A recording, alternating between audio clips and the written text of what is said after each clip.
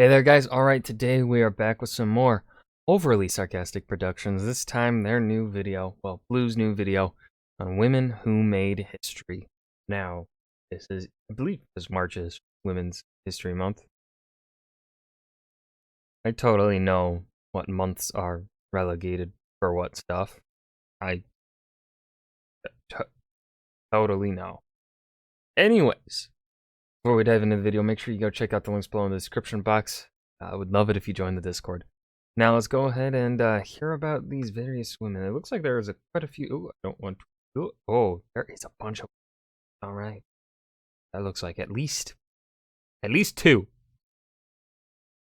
It looks more like 8 or something.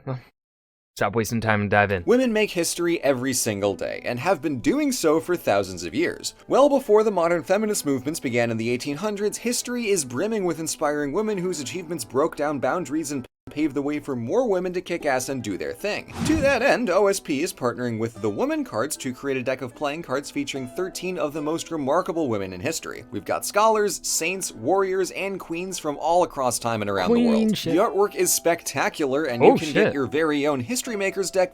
Hold on, I've never heard of Moy Gozen. Cleopatra, Hildegard. Heard of Hildegard. Come on. Go back. I want to see the first cards. Boudica looks badass. And then, oh wait. Shapsut? Never heard of her. Boudica, I know. And then, what was this first one? Qingxi? Oh, she was... No. I think I've heard of Qingxi.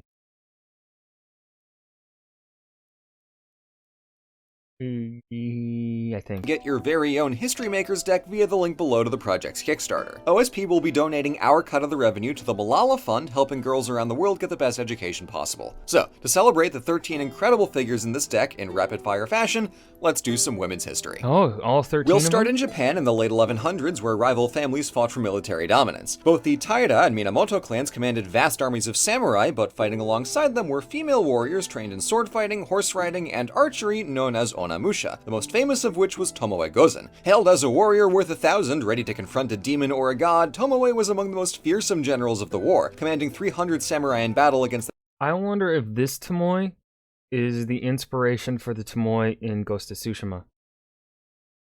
The Taira clan, and later against her master's cousin, the future shogun. Bad news for Tomoe, but in centuries following, her valor became legendary.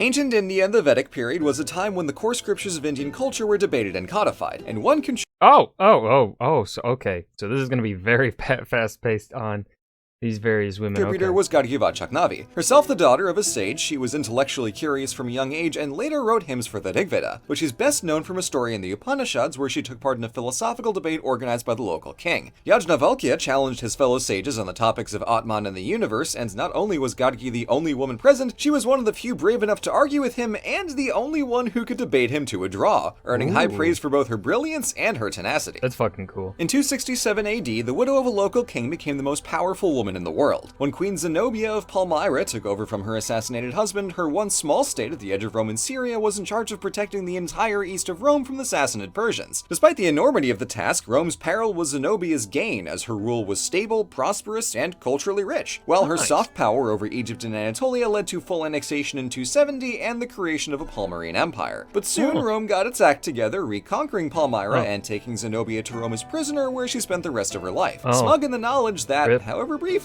she beat Rome at its own game. The most famous queen of Egypt's new kingdom began her reign as merely the regent to her dead husband's infant heir, but soon Queen Hatshepsut cited her own royal lineage to justify proclaiming herself as pharaoh. From there, she wasted no time bringing Egypt to new heights. After launching trade expeditions down the coast of Africa to the land of Punt and re-establishing links with the Levant, her massive piles of gold found use in hundreds of construction projects across Egypt, restoring and embellishing existing temples while building brand new ones too, including the most ornate mortuary temple any pharaoh had yet built. Although her successors tried to wipe all records of her reign, her accomplishments were just so massive that they'd speak for themselves no matter what. Medieval monasteries were often centers of scholarship, but few monks could compete with the raw genius of the German Benedictine abbess Hildegard von Bingen. This turbo polymath was a writer, philosopher, natural scientist, medical scientist, theologian, and, most famously, the most prolific composer of monophonic chant in the entire medieval period. A very specific niche, monophonic chant. Very specific there. I respect it. Hildegard wrote treatises on whatever she could and made 3 full illuminated manuscripts depicting the divine visions she received throughout her life. Beyond her immense work in the convent, Hildegard preached about church reform all across Germany. Little surprise she was later canonized as a saint. In the centuries before the Golden Age of Athens and the corresponding explosion of classical Greek literature, the main genre of poetry was lyric. With an instrument in hand and a tune to sing, poets told stories about whatever they wanted, and the greatest poet, named Sappho, wanted nothing more than to hang out with all the pretty people. Born on the Aegean island of Lesbos, Sappho grew to pan-Hellenic prominence thanks to her captivating poetry about the visceral experience of love. Despite her being praised as the 10th muse, the cruel march of time and the fading of collective memory left us with tragically little of her work or even the slightest details of her life. Still, what we do have is masterful. Nice. In the Golden Age of Islam, the Andalusian city of Cordova was the capital of a caliphate and an unparalleled hub of culture. Of the over 170 women working as scribes in the court of Al-Hakam II, the most remarkable was his secretary Lubna of Cordova. Coming from humble origins as a Spanish slave, Lubna was renowned for her skill in mathematics and the quality of her poetry, and the caliph entrusted her with the creation of a library in his royal palace, the Medina Az-Zahara. Her library was said to contain hundreds of thousands of manuscripts in Latin, Greek, and Arabic, many sourced from her own travels across Iberia and the Mediterranean. So not only was she brilliant, she had the coolest job ever. Yeah. In the early 1800s, the most fearsome pirate in the world was Qing Shi. After a humble upbringing in the This is 1800s?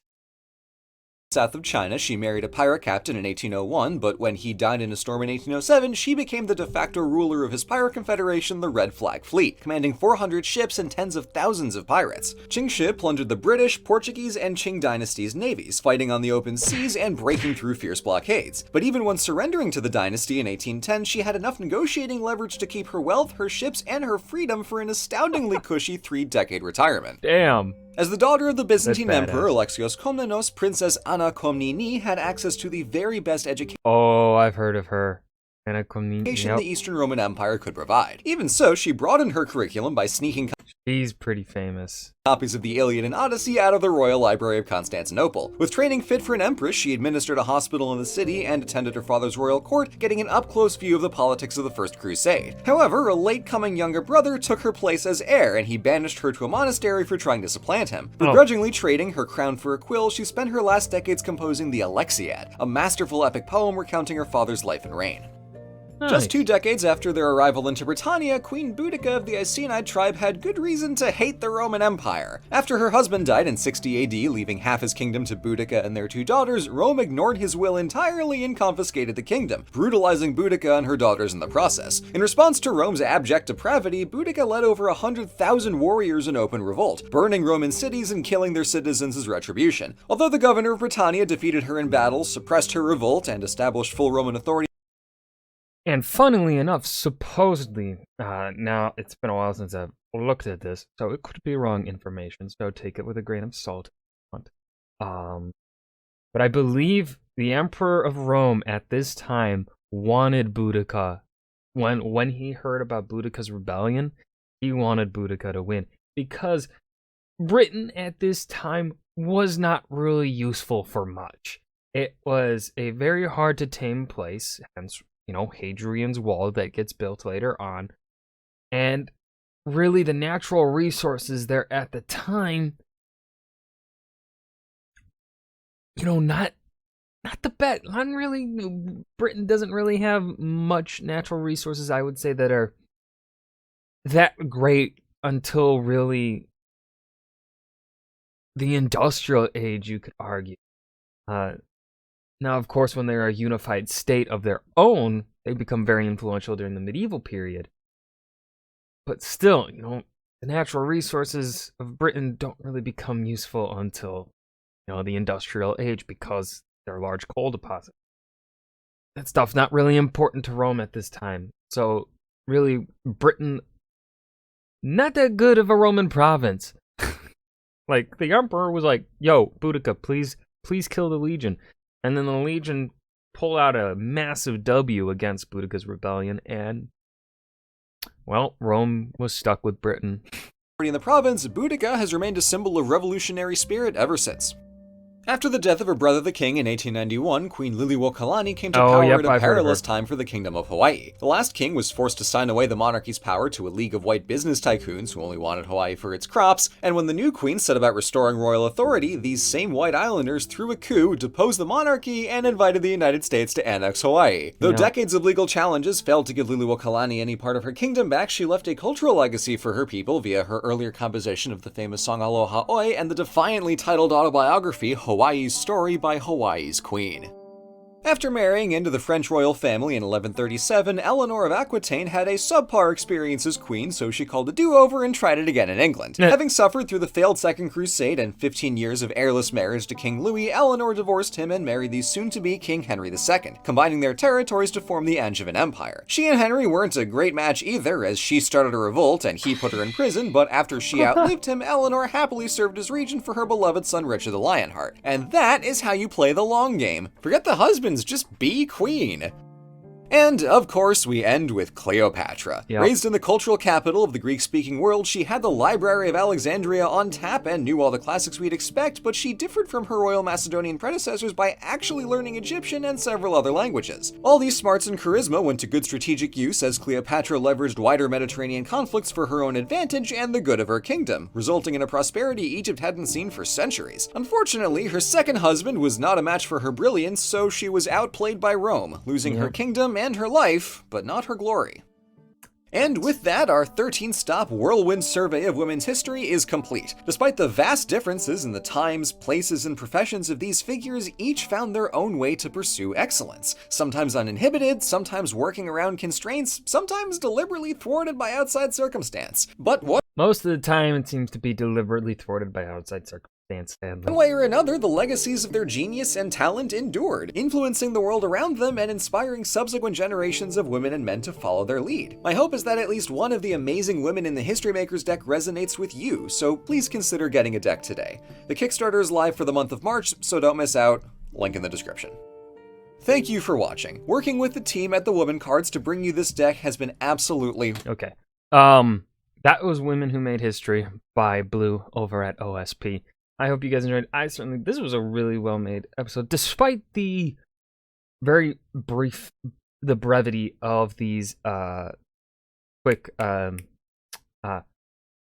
histories of these women. I think this was still a really well-made video. Hard to fit, 13 different historical figures in pretty much did it in 7 minutes, I'd say, because, he spent the first 40 seconds doing the intro, and then these last, minute doing the conclusion. So fit them in 7 minutes. That's pretty impressive. And I still think he got across the important points of their lives pretty effectively. So I hope you guys enjoyed. Remember to hit that like button and subscribe for more, and I will see you guys in the next video. Peace.